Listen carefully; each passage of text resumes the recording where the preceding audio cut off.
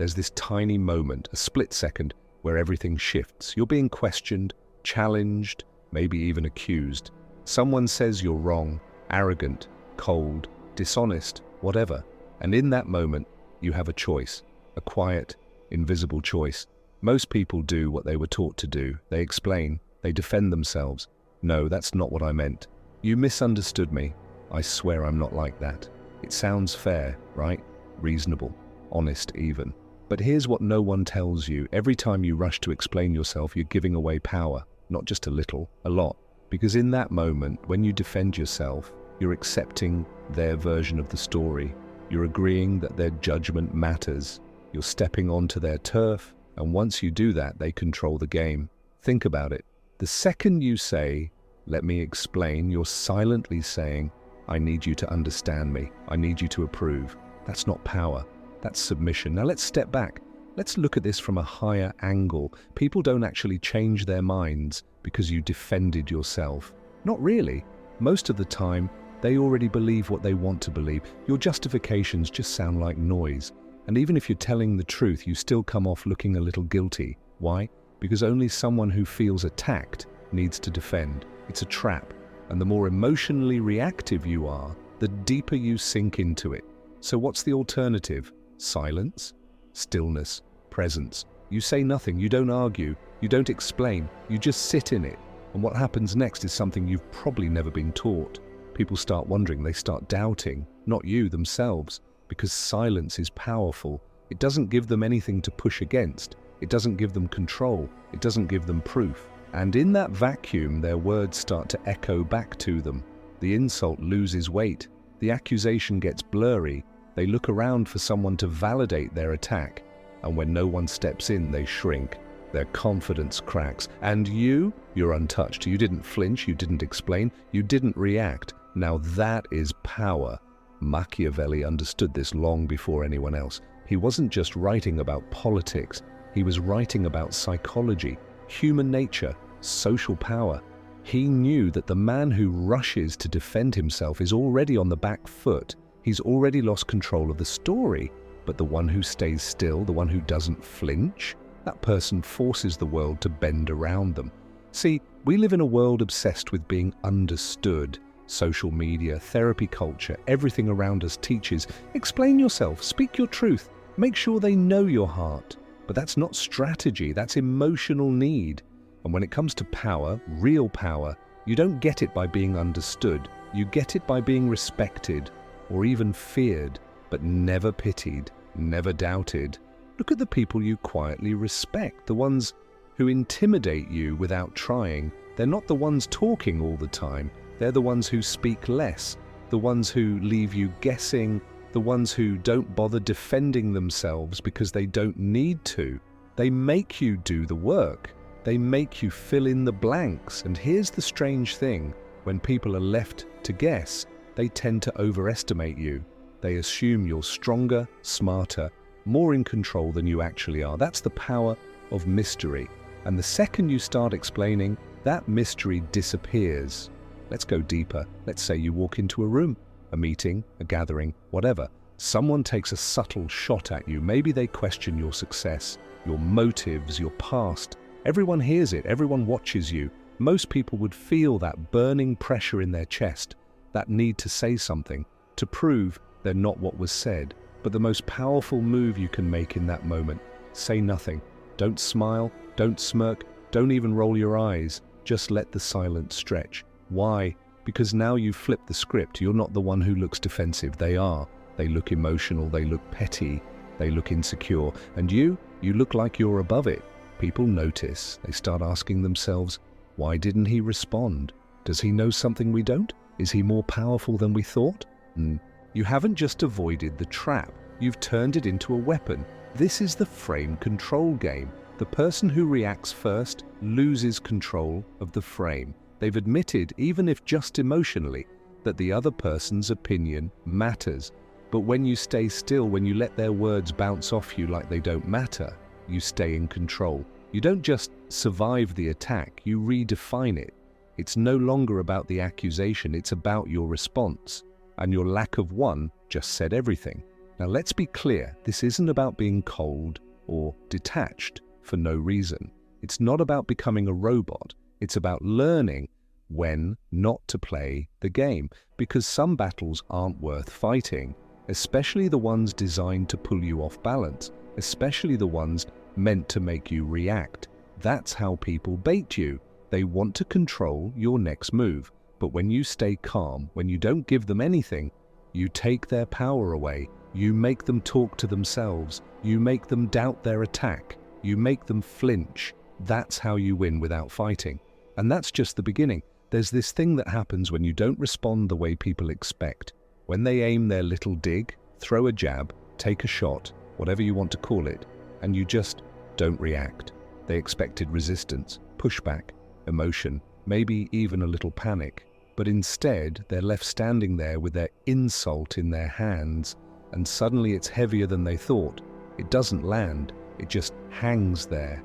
And in that moment, the entire room shifts. You didn't flinch, you didn't fight back, you didn't even blink, and now they're holding something that was never yours to carry. That's when the doubt kicks in, not for you, for them. That's when they start to squirm. That's when they wonder, did I go too far? Did I just embarrass myself? Yes, they did. You didn't have to move. You didn't have to explain. You didn't have to convince anyone of anything. You just let them sit in the echo of their own attempt. And suddenly the judgment isn't on you anymore. It's on them. That's the first switch. That's the moment you go from defending yourself to becoming untouchable. Now let's talk about why this works. Machiavelli once said that words aren't used to reveal the truth, but to hide it. And if you think about it, most people don't argue because they're interested in truth. They argue to control the narrative. They argue to make you react. Because if you react, they win. If they can make you feel the need to explain yourself, they've already made themselves the judge. They've already taken the high ground, and you're down there shouting up at them. So don't shout, don't climb, don't play. Stay still, let them talk, let them fill the silence, let them dig their own grave, one unnecessary sentence at a time. And here's the wild part. When someone keeps talking, especially when they're trying to prove a point or win a crowd, they almost always go too far. They repeat themselves. They start sounding emotional, unstable. They start looking like the one who's not in control. And the rest of the room, they're not focused on the words anymore. They're looking at the energy. Who's calm? Who's cracking? That's social power. It's not about being right. It's about being composed, being centered, being the one who can hold silence like a sword. Let me give you a picture. You're in a business meeting, someone at the table throws shade. Nothing dramatic, just enough to cut. I'm not sure that strategy was fully thought through, or he always has these big ideas, but you know the tone, passive-aggressive, calculated. Now what do most people do? They lean in, they clarify, they start defending their plan, their thinking, their competence. And what happens? They start to sound like they're trying to prove they belong, and the room picks up on it. But the Machiavellian operator, he does something different. He leans back, he smiles maybe, or he just pauses, lets the comment hang in the air. And then if he says anything at all, it's not a defense, it's a redirect. Interesting. What's your strategy then? Boom. Now the heat is on the attacker. Now they have to perform. Now they're being watched. Now they're on the spot. And just like that, the frame has flipped. The room's attention has moved, you're cool, collected, above it. Because silence from someone confident doesn't feel like nothing. It feels like judgment, and most people can't handle that. Now let's take it a step further into the emotional world, relationships, romance, friendships. Let's say your partner says, "You don't care about me anymore." Now, if you love them, your instinct is to rush in, reassure them, explain everything, fight for the connection. But that rush, that immediate need to fix it, it reinforces the emotional frame that was just set, that you are the problem. The Machiavellian response is quieter, calmer. You don't dismiss the person. You don't gaslight them. You just let the weight of their statement settle for a moment. Then softly you say, "That's not how I see it." And then you stop talking. What happens next? They feel the drama of their words bounce back at them. They start second-guessing. Did I come on too strong? Was I too emotional? Why? Because you didn't get sucked in. You didn't try to manage their reaction. You didn't beg to be understood. You held the emotional tempo, and whoever holds the tempo holds the frame. That's how you lead in emotional situations, not by over-explaining, but by staying grounded. There's a move even colder than that, though, one that's not for the faint of heart. Don't respond at all, no words, no reaction, nothing. Someone throws shade, disrespects you, tries to stir you up, disappear. Not literally, just don't reply, don't block, don't argue. Just let your absence sit like a mirror. Because what people really want is validation, even in conflict, especially in conflict. They want to know they got to you, that they mattered enough to provoke a response. And when you take that away, something cracks inside them. They spin out. They start overposting. They talk to other people about it. They try new angles to bait you. But every move they make just makes them look more obsessed, more desperate, more unhinged. And you? Stillness, still untouchable, still in control. That's how you win, not by proving anything, but by giving them the stage and letting them self-destruct, trying to get your attention. Here's where the game goes elite. Don't just resist defending yourself, turn their attack into their own weakness. They call you arrogant. Say, it's interesting how confidence makes some people uncomfortable. They say you're manipulative. Smile. It's always the ones who can't be influenced that say that. They call you fake. Say nothing for a beat, then people say that when they stop getting what they want. You don't argue, you don't raise your voice. You just reframe the attack as a reflection of them. And now they're the one defending themselves, because when you speak calmly, when you don't try to be liked or validated, you flip the pressure. They threw a punch and hit themselves. There's a moment in every conflict when things quietly flip. At first, it looks like they're winning. They landed the insult. Everyone heard it. You said nothing, but then something unexpected happens. They start unraveling, because when someone throws a punch and you don't flinch, their energy has nowhere to land. It ricochets, and suddenly they're stuck, holding their own aggression. That moment, when the attacker starts feeling the weight of their own words, is what Machiavelli would call the turn of the blade. Never meet the sword with a shield. Let them fall on their own weapon. See? The world teaches you to defend yourself, to prove your innocence, to clean up your reputation, clarify your words, clear the misunderstanding. But all of that, it's bait.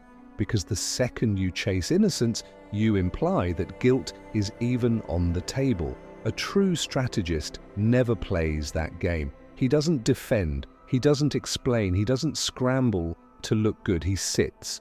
He lets the silence do the talking. He lets the attacker twist. Why? Because people assume that if you're unbothered, you're unshakable. If you don't react, you must know something they don't. If you don't defend, maybe you don't need to. And slowly, without saying a word, the attacker starts to look different.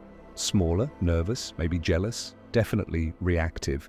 Because the more you defend yourself, the more it looks like you need to. But the more you ignore, the more dangerous they assume you are. And that assumption, that's the birthplace of power. See, most people think power is about proving things, proving you're right, proving you're kind, proving you're not arrogant or rude or fake. But here's the twist. The second you try to prove anything, you've already handed the other person a win. You've agreed that their judgment matters. You've accepted that they're in a position to evaluate you. That's not power, that's submission. Let's play this out. You're at a dinner table, or in a meeting, or hanging with a group of friends. Someone throws a jab. Oh, you always act like you know everything. Or maybe, guess being humble isn't your thing. It's wrapped in humor.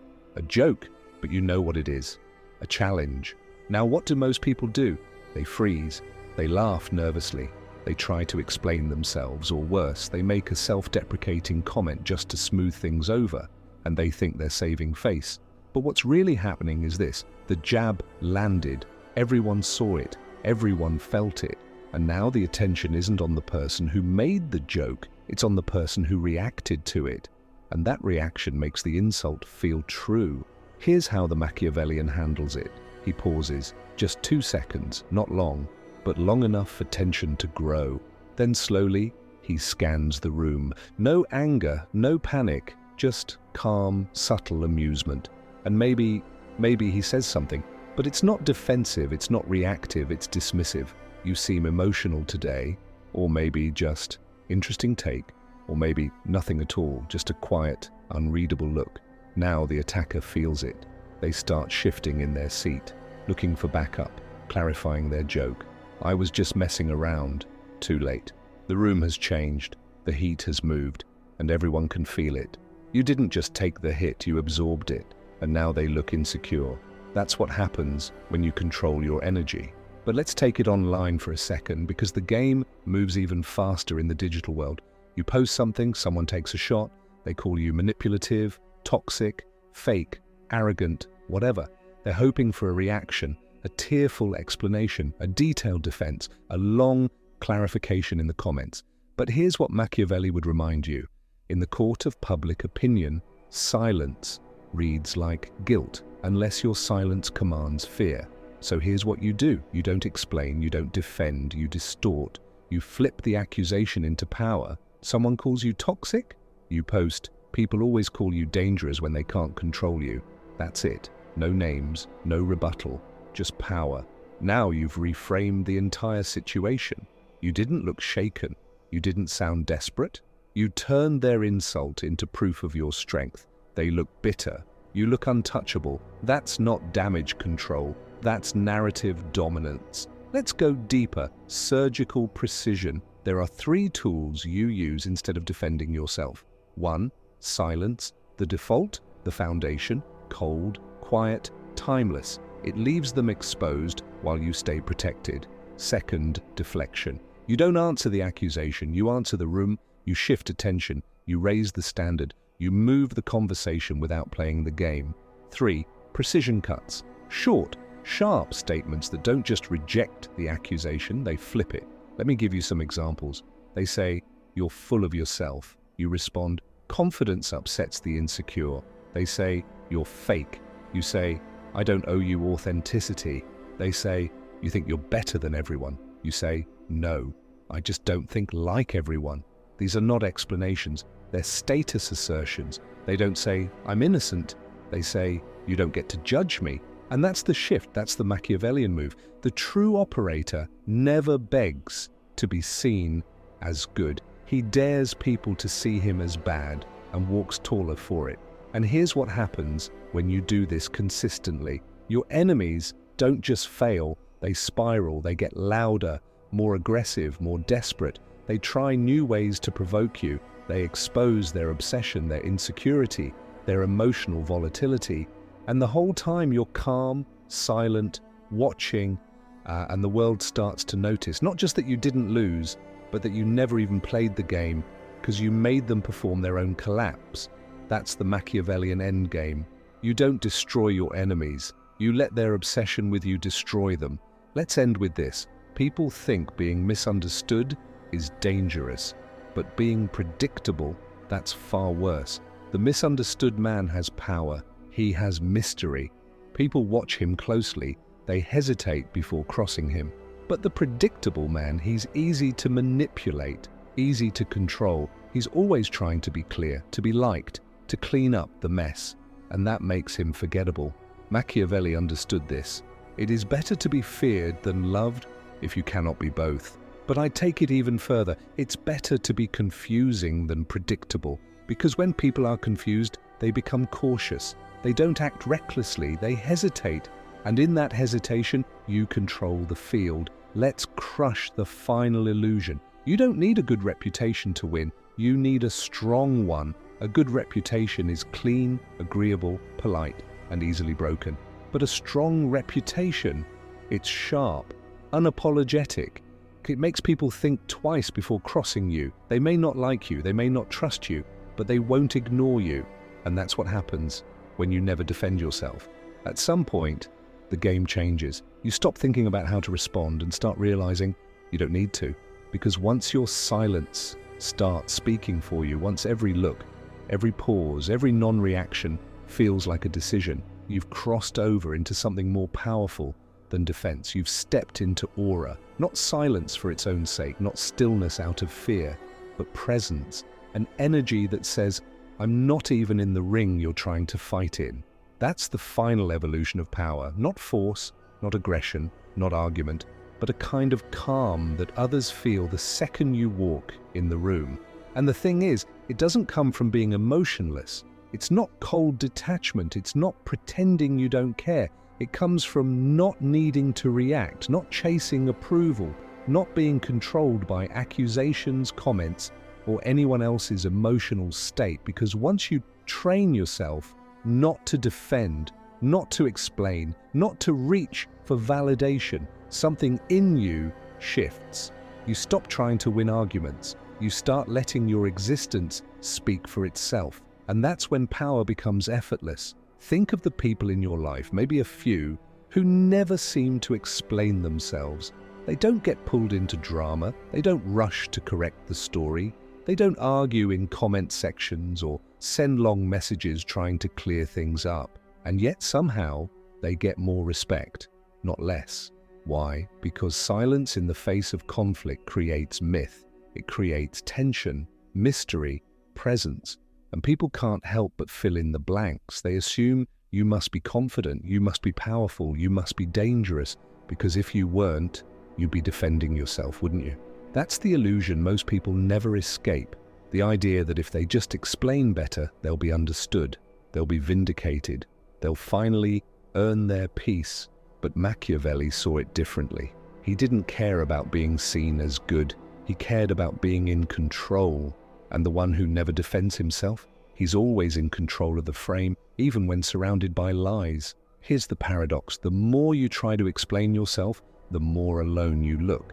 Because when you're out there defending yourself, people subconsciously think, well, no one else is stepping in, and maybe there's something to the accusation. But when you remain silent, when you say nothing at all, something unexpected happens. Other people start defending you. They say, that was uncalled for. He didn't even respond. Why are you still going after him? And now the energy has flipped. Now they become your shield. You didn't ask for it. You didn't initiate it. You didn't manipulate anyone into doing it. You earned it by restraint. That's Machiavellian leverage. Let the world argue your case while you sit above the noise. Now you're not just protected, you're elevated. But let's be real, this doesn't happen overnight.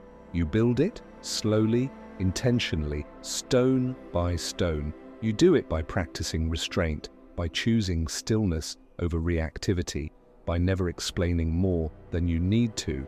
So here's where you start. Don't correct insults that are clearly meant to provoke. Don't reply to low-level bait. Don't overtalk just because someone challenges you. Let them speak. Let it echo. Let your silence tell the room that didn't even register. When someone takes an indirect shot, respond with calm confusion, not offense. Oh? Is that how you see it? Simple, grounded, delivered with serenity. That one line dismantles the emotional energy behind the attack. Or use short closing phrases noted. Okay? Think what you like. Time will tell. Each one closes the door. It doesn't invite more debate. It ends the scene. Study how you hold your body, your gaze, your tone. A Machiavellian operator never flinches, never twitches, never rushes. Stillness is armor. It says, I'm not just calm, I'm above this. And here's where the fear sets in. When people don't know how to provoke you, they start to fear you, not because you're erratic, but because you're unreadable. You become a mirror, and when emotional people see themselves in you, they feel exposed. Machiavelli would say, the most dangerous man is not the one who attacks first, it's the one who never needs to. You get to a point where the attacks stop, not because you fought them, but because people know they'll lose before they start. Your presence says, I don't play defense.